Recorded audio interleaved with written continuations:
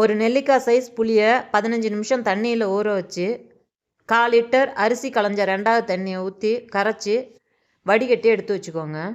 2 teaspoon மிளகு, 1/2 teaspoon ஜீரகம், 1/2 table spoon வர கொத்தமல்லி சேர்த்து கொரகொரப்பாக பொடிச்சிட்டு 15 சின்ன பூண்டு பல் சேர்த்து 1-2மா தட்டி கரைச்ச புளி தண்ணியோடு சேர்த்துட்டு 1 டீஸ்பூன் கல்லுப்பு, 1/4 டீஸ்பூன் மஞ்சத்தூள் சேர்த்து நல்லா கலந்துட்டு 10 நிமிஷம் ஊற வச்சுக்கோங்க.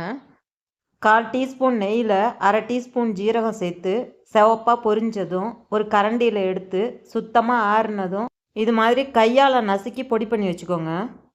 ரசத்தை லோ ஃப்ளேமில் கொதிக்க வச்சு இது மாதிரி கொதித்து வந்ததும் ஒரு கொத்து கருவேப்பிலை, 2 பிஞ்ச் பெருங்காயம் சேர்த்து அடுப்பை நிறுத்திட்டு நல்லா கலந்துட்டு உடனேவே ரசம் ஃபுல்லாக இருக்கிற மாதிரி ஒரு சின்ன பாத்திரத்தில் மாற்றி தட்டு வச்சு மூடிடுங்க. அப்போ தான் ரசம் வாசனை குறையாமல் இருக்கும். ரசம் 5 நிமிஷம் ஆறுனதுக்கு அப்புறம் தாளிப்பை சேர்த்து கலந்துக்கோங்க. சூடாக இருக்கும்போது தாளிப்பை சேர்த்திங்கன்னா அடியில் போயிடும். இந்த அளவு 4 பேருக்கு போதுமானது. இந்த ரசத்தை புளிக்கு பதில் எலுமிச்சை சாறு சேர்த்தும் செய்யலாம். ரசம் லேசாக சூடு ஆறுனதுக்கு அப்புறம் எலுமிச்சை சாறு சேர்த்துக்கோங்க. சூட்டோடு சேர்த்திங்கன்னா ரசம் கசக்கும். இந்த பூண்டு மிளகு ரசம் மழை காலத்தில் சாப்பிட்டா உடம்புக்கு ரொம்ப நல்லது. சளி, காய்ச்சல், இருமல் இதுக்கும் நல்ல ரெமடியாக இருக்கும்.